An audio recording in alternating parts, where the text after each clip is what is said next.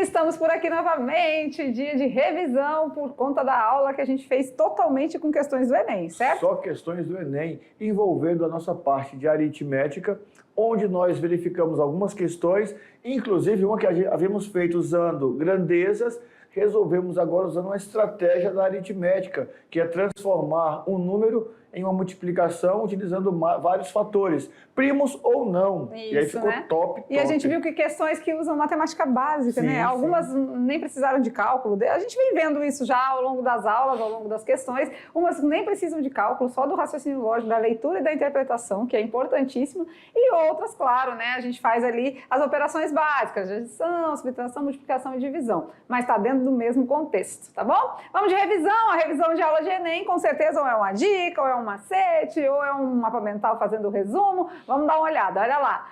Aula número 7.2, se liga no Enem. E a gente vem falando para vocês como estudar para o Enem, né? Algumas dicas aqui, claro que cada um pode fazer o seu ritmo, o seu tempo, a sua estratégia, mas vamos lá. Como estudar para o Enem? Estudar para o Enem em casa pode ser um grande desafio. Na verdade, estudar sozinho em casa é um grande desafio. Seja para o que for, né? Isso. Por quê? Primeiro porque nós temos que vencer a barreira do eu. O eu não quero, o eu tô com preguiça, eu tô cansado, eu não consigo, eu não entendo, eu não aprendo. Eu tenho que ir para o eu posso, Isso. eu consigo, eu aprendo. E né? aí são tantas matérias, né? Aí vem aquela pressão, como é que eu vou ver tudo, como é que eu vou fazer? Então, olha só. Com tanta matéria para ver e a pressão por ter um bom desempenho na prova, muitos estudantes mal sabem por onde começar, perdendo um tempo precioso na preparação. Nós gastamos mais tempo pensando em estudar do que estudando. Verdade, né?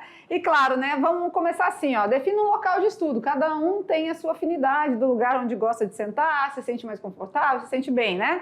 Já tentou estudar em meio a um completo caos? É um pouco difícil, né? Se a sua resposta é sim, sabe que as chances de aprender algo nesse cenário são mínimas. Com a concentração abalada e as distrações batendo na porta, os estudos parecem cada vez menos interessantes. Então é aí que a produtividade vai embora também, dando lugar à procrastinação, né? Procrastinação. Depois eu faço. Depois eu termino. Depois eu começo. O que é procrastinar? É o ato de adiar e deixar para depois tarefas urgentes, sendo a maior inimiga da produtividade. Atrasar uma obrigação é um grande problema do qual você provavelmente se arrependerá depois. Então, conversando aqui sobre essa ideia de estudo, né? A ideia de estudo, o que a gente vai fazer? A gente traz para vocês aqui um caminho, né? Isso. Ou seja, a primeira coisa é definir um lugar, né? Às vezes tem gente que gosta de estudar ali na cozinha, tem gente que gosta de ir lá para baixo da árvore, né? Tem lá uma mesinha, um lugarzinho assim. A gente já viu vários meninos que mandaram registros aqui para a gente estudando nesses lugares, né? Olhando para o rio, olhando para a represa, enfim. Cada um tem o seu local. Mas definindo esse local, o bom também é definir horário. O horário. E manter-se fiel a esse horário. Então, quer dizer, uma rotina, isso, né? Não vai escolher um horário, por exemplo, que pode ser que amanhã vai passar alguma coisa que você goste, tipo, vou estudar das 8 às 10. E aí você gosta de futebol. E num certo dia da semana, de 8 às 10, passa jogo do seu time. Aí você vai querer assistir o jogo. Então, não coloca num horário que possa lhe atrapalhar depois com outros compromissos. Tipo, tem que ir à igreja. Mas eu coloquei gostar das 8 às 10. Aí fica naquela, vou para a igreja ou estudo? Então, você vai organizar um horário na sua rotina que vai lhe permitir. Mas quanto tempo? Nós já falamos, não precisa ser 2, 3, 4 horas. Desde que você faça com empenho. 20 minutos produtivo é melhor do que 1 hora. O Brincando com os Números dessa aula tinha lá, né? Simulados 2 horas, né? Exercícios extras 3 horas. Mas assim, aquilo ali são sugestões. Até porque quando a gente começa os estudos, a gente não tem essa presteza de ficar ali 2 horas, né? A gente se distrai muito, então a gente precisa começar. Começa com 10 minutos, começa com 15, aí vai indo. Daqui uns dias você vai perceber que você está tão envolvido que já deu 30 minutos e você está ali, né? Desde que você pare de procrastinar, de adiar. Depois eu faço, depois eu estudo. Esse depois, 1 hora vai ficar tarde demais. E vai fazer falta. Então, para não deixar para depois, agora é hora de atividade de sala. Vamos lá, trabalhar, produzir. Já já a gente volta com as correções.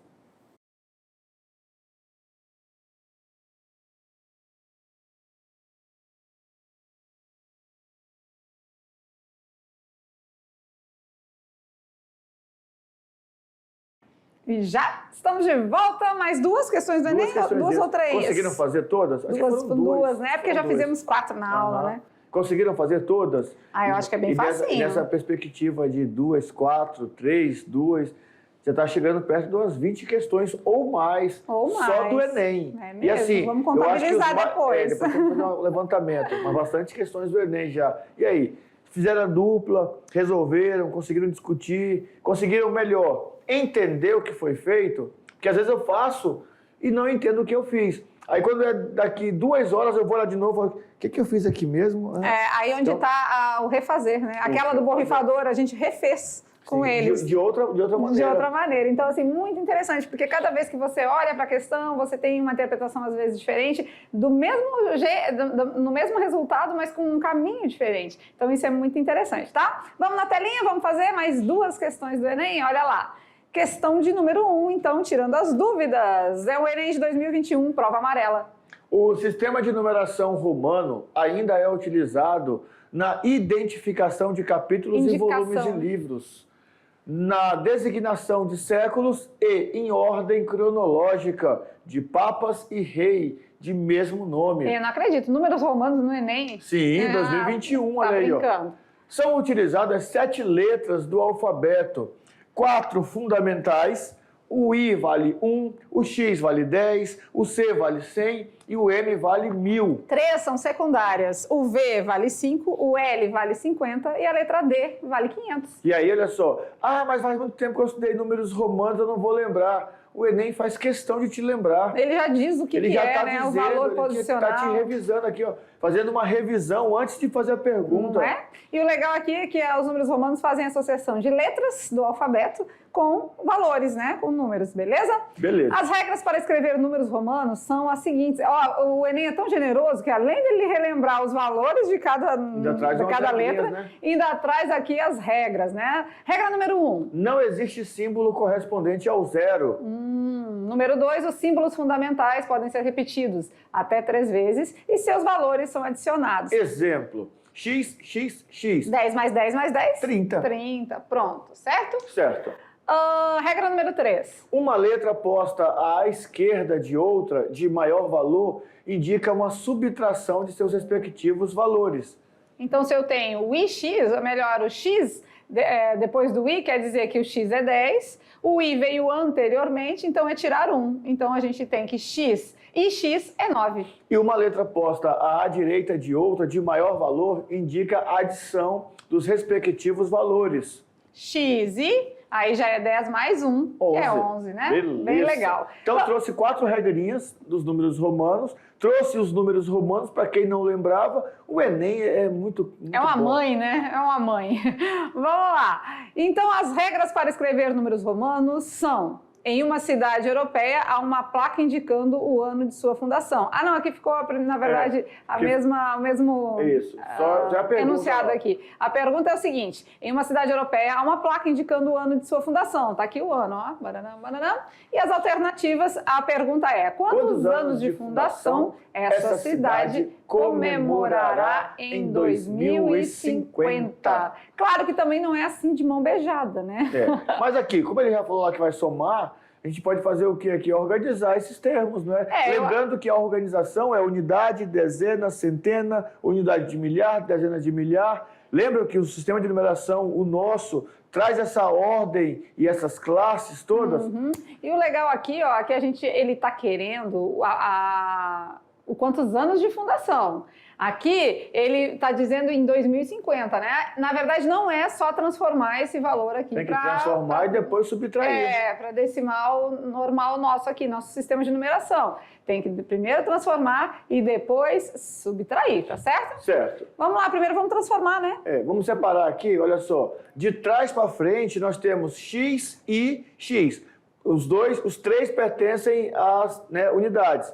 Então, agora, o I atrás do X. O I e o X é 9, né? O I e o X é 9. Então, vamos lá, vamos separando aqui. O IX é 9. Por que nós separamos? Porque tem X e X, não pode. Não tem como, né? Então, o IX é 9, já é unidade, né? Já é unidade. Isso. Então, para dezena, nós temos LX. LX já é dezenas? Isso. Sim, porque o L é 50. E o X é 10. Então, LX é 60. Beleza, então já sei que termina com 69, 69. Né? E sabe o que é mais legal? Porque termina com 69 e pode ter que diminuir de 2050, não é? Então a unidade vai dar 1. Aí a gente já pode ir olhando aqui. Ó, joga fora os já. valores que tem final, 1, né? Legal. Vamos lá então, agora vamos para a centena. Centena, CD. CD. Olha lá, o CD é a centena. Por quê? Porque o CD... O C é 100 e o D é 500. Isso mesmo. Então ficamos com... 500 menos 100, 400, né? 400. Beleza, então já sei que é 469. Isso. E o nosso milhar é único aqui, né? Só tem é o M. 1000. Então o M é 1000.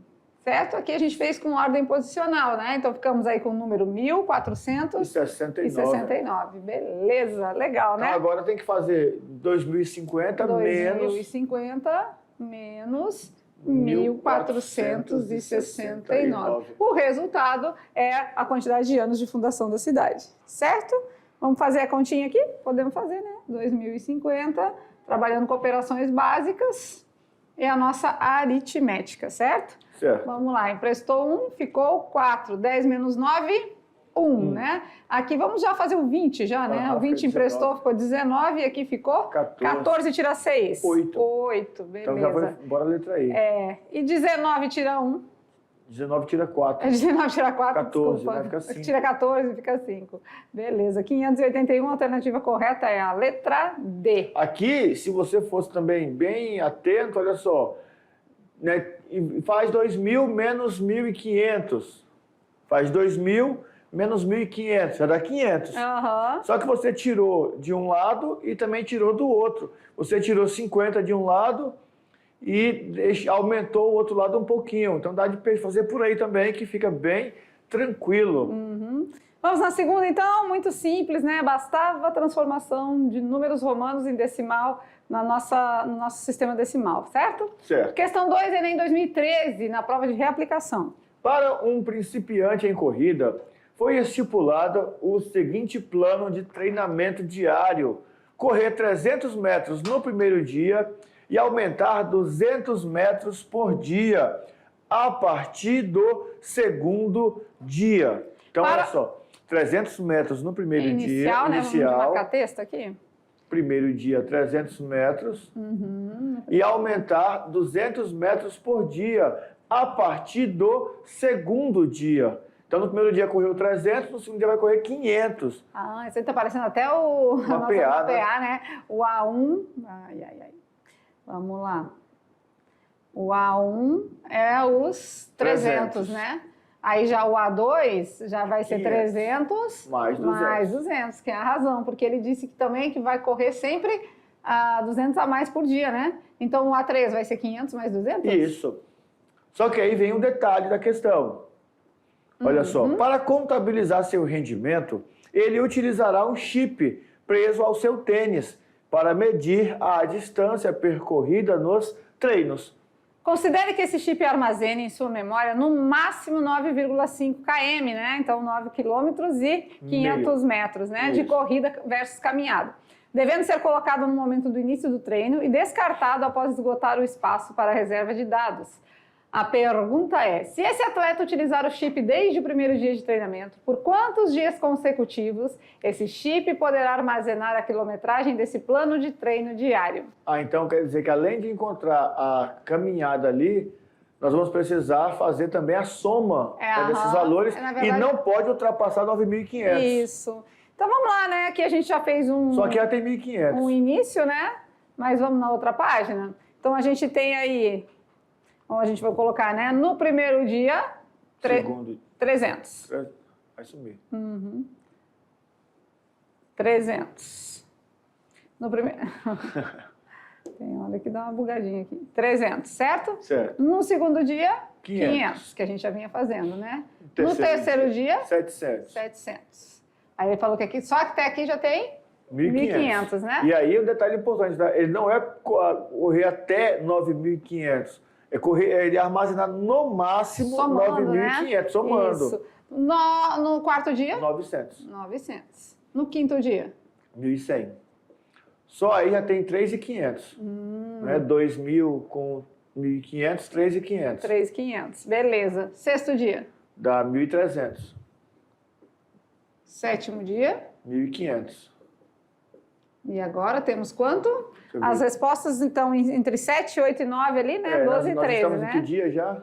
Nós estamos no No 7º. sétimo. Então aqui vai dar 3.000 mais 2.000, 5.000, 6.300. 6.300 até o 7º dia. Isso. Então já não é o Não 7. é a letra A, né? 6.300. É aqui em metros, né? Uhum. Ou seja, 6,3 km. Vamos avançar então. Então a gente já sabe que não é 7, né? Podemos avançar para o 8º dia. 9º dia, vamos vendo aí. Vamos lá. Vamos lá, então. Estava com 1.500 mais 200? 1.700. 1.700. 1.700 com 6.300 dá 8.000. 8.000. Opa, tô achando que vai chegar já. Vai chegar, né? Porque 1.700 mais 200... Vai dar 1.900. 8.000 mais 1.900? Dá 9.900. Então passou do armazenamento, né? Então chegou aqui no 9º dia, não atendeu, porque... Já teve que zerar o chip, né? Aí a gente tem os 6.300 do anterior, mais 1.700 do 8º dia, que já tem aqui 8.000, né? Metros ou 8 km, né? Então, aí quando ele pergunta, né, se esse atleta utilizará o chip desde o primeiro dia de treinamento, por quantos dias consecutivos esse chip poderá armazenar a quilometragem desse plano de treino diário? Então, 8, né? Alternativa Isso, porque no 9º dia já passou, né? Vai dar 9 no e 9º 900. dia já passou e ultrapassou a marca do permitido, né? Ou 8 km. Certinho? Certinho, certinho. Bem simples. Você vê que, nós até pensamos numa PA. E até pensamos, falamos, olha, é uma PA. Tá? E é realmente uma PA, onde o primeiro termo é 300, a razão é 200. Só que eu não posso confundir que ele não quer a soma dos termos. Ele só quer saber o seguinte... Ele está falando de armazenamento. Ele até quer a soma dos termos, né? Dizer, ele quer a soma dos termos, só que tem que ter um cuidado, né? Em determinado momento não pode ultrapassar a soma dos termos sendo 9,5 km. Por isso que nós paramos lá em 8.000, porque ele disse que o chip armazena no máximo 9.500. Então, se deu 9.900, ele não vai armazenar o 9º dia. Ele parou de armazenar já no 8º. A mesma coisa acontece quando nós usamos pendrives ou HDs, né, que eu estou com a memória muito cheia e eu quero salvar um arquivo. Ele não vai salvar mais. O próprio celular faz isso, né? Quando chega num certo espaço de memória utilizado, às vezes muita foto, né, ele não recebe nem mensagem mais no WhatsApp. Por quê? Porque não tem espaço livre. Então, mas aqui eu olhei, aqui ainda tem 2%, mas às vezes a mensagem tem 3% e não cabe, então ele não recebe. Por quê? Porque vai ultrapassar o armazenamento interno dele. Eu gostei dessas duas questões, né? A questão número 1, ela era bem longa, né? Bem extensa, porque explicava os números romanos, explicava as regras dos números romanos. Então, quando o menino fica... Aí, às vezes, ele até deixa de ler, porque a questão é grande, né? E uma questão muito simples. Então, a gente tem que ficar ligado assim, ó, que nem tudo que tem um texto bem extenso pode ser difícil, né? Tem questões que tem texto, bastante texto, e quando você vai ver uma questão muito simples, que quase não exige cálculo. Mas se o aluno tem domínio de números romanos, quando ele olhar de trás e falar assim, quantos anos? Opa, se ele tinha esse valor e tem esse, é só subtrair. Se ele já tem um domínio. Só que o Enem já trabalha com essa ideia de que nem todo mundo vai lembrar de tudo. Então ele joga sempre alguma informação textual para relembrar para o nosso estudante aquilo que ele vai cobrar. E essa aqui é bem boa, também usava a progressão aritmética, mas também se resolvia pelo raciocínio lógico, pela lógica, uma tabelinha que a gente foi construindo, certo? Certinho. Vamos lá então, finalizando a nossa aula de hoje, mais uma aula só de questões do Enem. Eu acho que isso é muito importante, muito válido, né? Ontem entrou em contato comigo uma ex-aluna da mediação, falou, professora, tem aulas do Enem? Eu digo, tá saindo do forno. A gente já tá gravando as aulas do terceirão, já vai estar disponível no canal, e segue a gente lá e assiste, porque tem muita coisa e atualizado, né? Aqui a gente varia, né, entre questões de vários anos, porque todas as questões são boas, mas a gente está pegando também questões atuais aí de bem 2022, atuais. 2021, 2023, tá certo? Beleza. Ficamos por aqui, daquele jeito de sempre. Beijo no coração de cada um de vocês e até a próxima aula. Tchau, tchau.